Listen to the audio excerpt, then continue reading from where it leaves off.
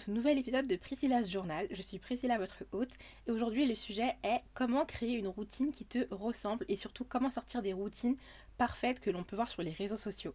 Avant de commencer, si vous me suivez depuis le début de mon podcast, vous pouvez remarquer quelque chose de nouveau, c'est que c'est le premier épisode que je tourne la journée. Et oui. Et c'est pour une raison très simple, enfin simple, je sais pas, c'est que j'ai pas passé un très bon début de semaine mentalement, honnêtement. Et du coup, j'ai pas tourné d'épisode. On est littéralement jeudi, il est midi. Je suis censée sortir un épisode ce soir. Normalement, cet épisode sort ce soir. Et j'espère pouvoir avoir le temps de monter et de tourner aussi très vite. Donc là, j'ai vraiment un objectif personnel que je vous partage. C'est que j'aimerais réussir à être la plus concise et la plus précise afin de m'éviter un très long montage vidéo. Je pense qu'on a tous vu, si on est actif sur les réseaux sociaux, il y a beaucoup de routines qu'on peut voir sur TikTok, sur Instagram, sur les réels, qui sont très virales et qui sont parfaites. Franchement, personnellement, ça génère très souvent chez moi et chez plein d'autres personnes un sentiment de je fais pas très bien les choses ou je fais pas assez bien, est-ce que je pourrais faire comme ces filles qu'on voit sur les réseaux sociaux avec des routines où elles se réveillent à 4h du matin, où elles vont faire du sport, puis préparer un gros petit déjeuner pour toute leur famille. Et on se dit, bah, pourquoi moi j'arrive pas à faire ça? Et ça peut vraiment créer un sentiment de culpabilité et c'est pour ça que j'ai voulu aborder ce sujet aujourd'hui. Je voulais vraiment dire qu'une routine, c'est pas forcément une performance. Et il me semble que c'est dans l'épisode 3, l'épisode Slow Winter, où je vous parle du fait qu'on fait parfois plein de choses par rapport au regard des autres et par rapport aussi aux réseaux sociaux et à vouloir montrer ce que nous on fait de mieux qu'un tel. Et je pense vraiment que des fois il faut savoir justement ajuster une routine et que c'est pas parce que notre routine elle est pas parfaite et que c'est pas parce qu'on se lève pas à 4h du matin pour faire du sport, puis cuisiner du pain frais et faire un gros petit déjeuner pour toute la famille que notre routine elle est pas parfaite et qu'elle est pas une bonne performance. Je me suis pas mise encore une fois en silencieux. Ah, ça sonne de partout. Ok. Normalement, là, je devrais être tranquille. Ce qui m'emmène à parler du fait que pourquoi les routines parfaites ne fonctionnent pas forcément.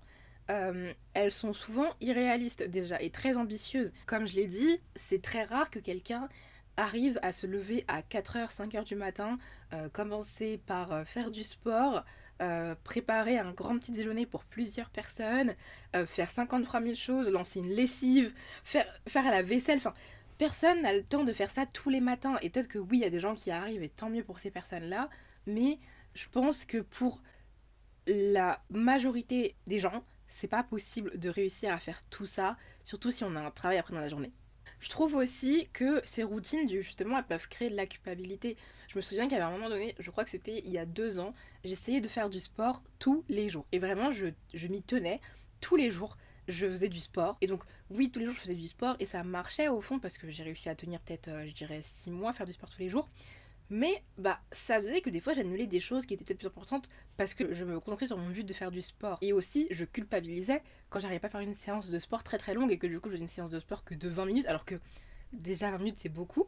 Mais le fait est que on veut tellement des fois vouloir faire bien et être dans un esthétique de réussir et d'avoir une vie parfaite et une routine parfaite que ça peut être compliqué de rester dessus au quotidien parce que c'est trop ambitieux. Et justement, ça peut créer un sentiment d'échec quand on n'y arrive pas et de vraiment culpabiliser.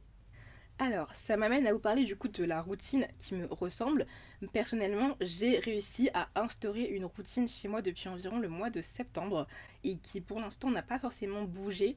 Ça fait quand même assez longtemps que j'essaie d'être un peu plus disciplinée sur ma vie, sur mes habitudes, sur mes bonnes habitudes et sur les choses que j'aimerais retirer de ma vie progressivement.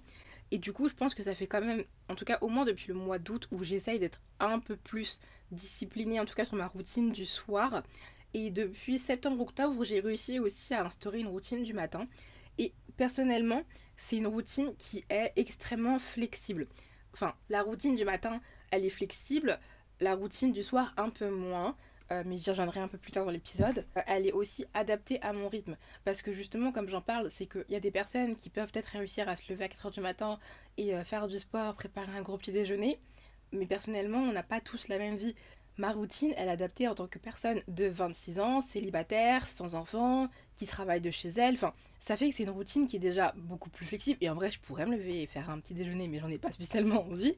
Donc, elle est adaptée à mon rythme, à mes envies et à mes besoins. Et du coup, c'est normal qu'on n'ait pas la même routine. Si vous avez, peut-être, je sais pas, je connais pas encore bien mon audience, mais si vous avez la quarantaine et que vous êtes parent de famille, bah c'est normal que j'ai pas la même routine que vous parce que bah, on n'a pas les mêmes besoins et on n'a pas aussi les mêmes obligations techniquement. Ma routine, j'aimerais qu'elle évolue aussi en fonction des saisons. Là, je sais qu'on est en hiver et justement, je vous ai parlé à l'épisode 3 du slow winter et du coup, ma routine, elle est vraiment adaptée à mon objectif d'avoir un slow winter. Et peut-être que justement, en été, ma routine pourra un peu plus évoluer. Et justement, j'ai essayé de créer une routine qui me soutient et qui me donne de l'énergie, qui me réconforte, plutôt d'une routine qui me fatigue parce qu'elle est parfaite. Maintenant, j'aimerais bien vous proposer comment créer votre propre routine qui vraiment vient avec votre besoin. Déjà, partez de votre quotidien réel. Identifiez les moments clés, le matin et le soir. Personnellement, c'est comme ça que j'ai créé ma propre routine. C'est que c'est les seuls moments où je peux avoir des éléments récurrents, c'est le matin et le soir. Alors que la journée, ma routine, elle peut clairement être beaucoup plus différente et vraiment variable.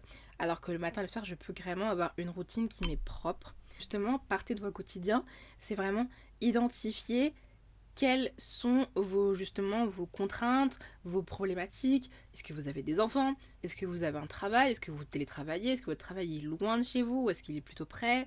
Ça peut vraiment être prendre tout ça en compte. Ça peut être aussi prendre en compte vos besoins. Est-ce que vous êtes plutôt couche-tôt? Ou est-ce que vous aimez plutôt vous coucher tard? Est-ce que vous aimez vous lever tôt? Est-ce que vous aimez plutôt profiter de votre temps dans votre lit le matin? C'est vraiment plein de choses à prendre en compte. Et ensuite, justement, essayez de choisir deux trois éléments ou habitudes ou activités maximum à incorporer dans votre routine, que ce soit le matin ou le soir. Et justement, adaptez votre routine à votre énergie. Si par exemple vous vous dites ok, je vais avoir des soirées beaucoup plus calmes et beaucoup plus douces, mais qu'au final vous remarquez que vous êtes quelqu'un qui a besoin de sortir peut-être le soir et voir des amis, etc., de pas rentrer directement du boulot, bah alors changez votre routine. Pour moi, une routine, c'est sûr que c'est un moment qui vous permet d'avoir un peu plus de discipline dans votre vie et de répondre à vos besoins. Mais si ça ne correspond pas à vos besoins, justement, n'hésitez pas à la changer.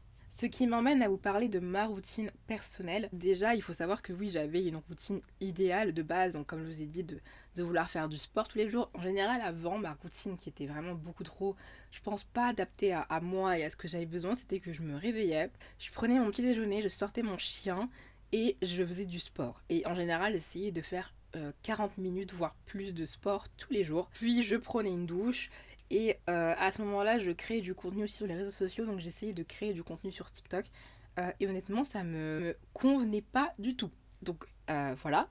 Et ma vraie routine, par exemple, le matin, elle est très simple, mais ça me convient beaucoup mieux. C'est que je me réveille tranquillement à 8 heures.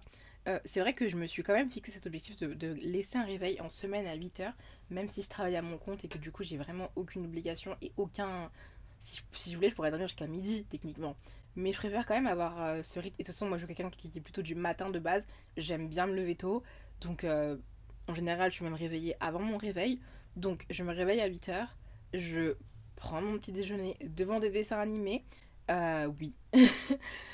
Puis je me prépare, je sors mon chien et ensuite je commence ma journée avec ce que j'ai à faire et ce que j'ai de prévu. Voilà. Donc ce que j'ai pu lâcher, c'est du coup justement de faire du sport. Je ne fais plus de sport le matin et je me force plus à en faire. En général, maintenant, j'arrive à faire du sport une fois par semaine. Je prends des cours de danse et ça me convient très très bien. Je fais 1 heure de sport par semaine. Et puis je me dis aussi que vu que je sors promener mon chien, c'est de la marche. En général, je promène mon chien au moins 40 minutes par jour. Donc ça fait déjà beaucoup d'activités. Ça me permet de bouger dans mon style de vie qui est un peu sédentaire. Et ce que j'ai gardé quand même, c'est d'avoir mon petit déjeuner tous les matins. Et ça, pour moi, c'est vraiment une règle qui est extrêmement importante. Je ne loupe pas le petit déjeuner, comme on dit, c'est le repas le plus important de la journée.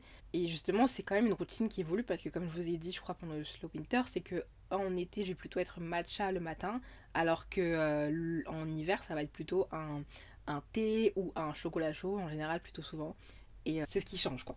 Du coup, ce que ça a changé pour moi, j'ai eu pendant très longtemps, je pense de 2021-2022 à 2025, j'ai eu des troubles des sommeils, j'en ai toujours d'ailleurs. J'ai des troubles du sommeil et du coup, je fais très souvent des insomnies et ça a pas eu beaucoup de bonnes conséquences sur ma santé en général. Et donc ma routine du soir, c'est que je vais me coucher et j'ai vraiment un temps calme et je me couche très tôt. En général, je crois que je vous l'ai déjà dit, je suis au lit à 20h30, 21h. Donc je me couche tôt et j'ai ma petite routine de jouer à mes petits jeux cosy. Donc je joue à... J'ai découvert un nouveau jeu, ça s'appelle Heartopia, je sais pas si vous connaissez, j'aime beaucoup, mais en tout cas je joue à des petits jeux cosy sur ma tablette ou à des petits puzzles assez simples à réaliser sur ma tablette. Et c'est vraiment mon moment où je reste dans ma petite bulle et je déconnecte, je réponds plus aux messages. Par exemple, ça c'est un truc que je fais, c'est que dès 20h30, je réponds plus aux messages sur mon téléphone. Sauf si c'est vraiment extrêmement urgent. Mais si c'est pas urgent et si c'est juste quelqu'un qui veut prendre des nouvelles ou juste voilà, on m'envoie un petit mail sur les réseaux sociaux, je n'ouvre même pas en fait. C'est pour me permettre vraiment de me déconnecter et d'oublier tout ce qui se passe dans la journée et de juste être dans le moment de temps calme de la nuit. Et ça m'a vraiment aidé. Là, ça fait un mois que j'ai des nuits complètes tous les jours. On dirait que je parle de moi comme si j'étais un petit bébé, mais oui, je fais mes nuits. Et ça me rend vraiment heureuse et ça me permet vraiment d'aller mieux. Je sens vraiment une différence sur mes journées. Beaucoup moins d'anxiété la journée par exemple. Et vraiment ça fait du bien d'avoir cette routine. Et idéalement j'aimerais retirer les écrans avant d'aller dormir. J'en suis pas encore arrivée là. J'aimerais bien essayer un jour. Je sais qu'il y a des fois où j'arrive même à lire avant de dormir, mais j'ai aussi cette frustration quand je dors et vous savez, quand on sent nos yeux se fermer parce qu'on est fatigué et qu'on est en plein milieu du livre, moi ça me frustre personnellement parce que je me dis, bah, je suis en plein milieu de mon chapitre et du coup je vais m'endormir. Enfin, après j'ai du mal à reprendre le lendemain. Enfin, et donc j'aimerais trouver plus tard une activité qui me permettrait de m'occuper le soir avant d'aller dormir sans écran. Même si je trouve quand même les jeux cosy c'est plutôt un bon juste milieu que de par exemple scroller sur les réseaux sociaux. Ce que j'ai quand même appris avec le temps, c'est qu'une routine, elle est pas figée. Par exemple, comme je vous ai dit, j'aime bien aller me coucher vers 20h30. Moi, j'ai cours de danse une fois par semaine. Et quand je rentre dans la danse, il est 20h30. Donc déjà, j'ai pas le temps d'aller me coucher parce qu'il faut que je prenne ma douche, etc. Donc, c'est pas grave s'il y a une fois par semaine où je ne dors pas avant 21h30. Donc, c'est ce que j'avais envie de dire. Si jamais, par exemple, vous avez des jours où vous télétravaillez et des jours où vous travaillez en présentiel, c'est normal que votre routine ne soit pas pareille le matin et le soir aussi. Et justement, vous n'échouez pas si vous devez adapter votre routine. Et je sais que justement, moi, avec mes troubles du sommeil, quand il y a des moments où, par exemple, j'invite des amis à dîner le soir, etc., ou quand je sors le soir et que je me dis, oh mince, genre il est 21h30 et je suis toujours dehors, ça va un peu perturber mon sommeil. C'est pas un échec de me coucher plus tard parce que, au fond, bah déjà, je suis tortille donc j'ai passé un bon moment avec des amis ou avec des proches, mais aussi une routine, c'est fait pour bouger parce qu'on ne vit pas tous les jours de la même façon. Donc c'est normal qu'il y a des moments où nos journées ne se ressemblent pas et où nos routines vont être un peu bousculées. Le plus important, je vous dirais quand même, c'est de écouter votre corps et de ne pas essayer de suivre des tendances. Je sais qu'il y avait eu la Miracle Morning, enfin il y a eu plein de tendances sur les réseaux sociaux avec plein de routines différentes. Et je trouve ça vraiment important d'écouter votre corps. Parfois j'ai des amis qui me disent, oh j'étais malade pendant 3 jours, donc pendant 3 jours j'ai rien fait, je me suis juste reposée. Et je leur dis, bah, c'est juste que ton corps, il en avait besoin. Et tant mieux, bravo, t'as réussi à écouter tes besoins et tu ne t'es pas forcé à faire plein de choses. Et tu t'es reposé, à recharger tes énergies. Et c'est ce qui était le plus important pour toi à ce moment-là. Et aussi, un dernier point, comme je vous le dis à chaque fois, le plus important, c'est de vraiment procéder un jour à la fois et de ne pas forcément bousculer votre routine du jour au lendemain. Et vraiment de tester, d'incorporer plein de choses au fur et à mesure et de voir si ça vous correspond ou pas. Et justement, si ça correspond pas, bah, on change, on réessaye d'autres choses. On est arrivé à la fin de cet épisode, mais avant de terminer, j'aimerais quand même vous dire que créer une routine, c'est apprendre à vous écouter vraiment et il n'y a pas besoin de perfection. Je vous invite du coup à inclure une nouvelle routine si vous n'avez pas vraiment une routine à vous créer une routine personnelle. Peut-être justement prenez un petit moment pour vous et notez ce que vous aimeriez avoir comme routine le matin, le soir ou à n'importe quel moment de votre journée et à me partager ce que vous aimeriez avoir.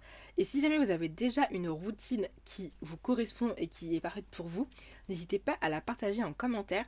Peut-être que ça pourrait inspirer d'autres personnes et même moi-même sur votre routine. Si vous avez écouté cet épisode jusqu'à la fin, n'hésitez pas à laisser un like et un commentaire si vous l'écoutez sur YouTube et à vous abonner à ma chaîne. Si vous l'écoutez sur les plateformes de streaming audio, n'hésitez pas à vous abonner et à laisser un avis. J'ai remarqué ce matin que j'avais atteint la barre des 25 abonnés sur YouTube. Je suis extrêmement reconnaissante, vraiment. Il faut savoir que le chiffre 25, c'est mon chiffre préféré. Donc avoir atteint ce chiffre rapidement, je trouve, puisqu'on est qu'au 5e épisode. Je suis vraiment contente. Et aussi ma dernière vidéo sur apprendre à dire non a atteint la barre des 100 vues, ce que je trouve énorme. C'est ma première vidéo qui a autant de vues. Merci à tous si vous l'avez vue, et si vous ne l'avez pas vue, je vous invite à aller la voir. Donc vraiment merci énormément à tous ceux et celles qui me soutiennent. Ça me fait extrêmement plaisir et ça me pousse à vouloir vous sortir plus d'épisodes et ça m'inspire énormément. Merci beaucoup, on se dit à la semaine prochaine et à bientôt. Bisous.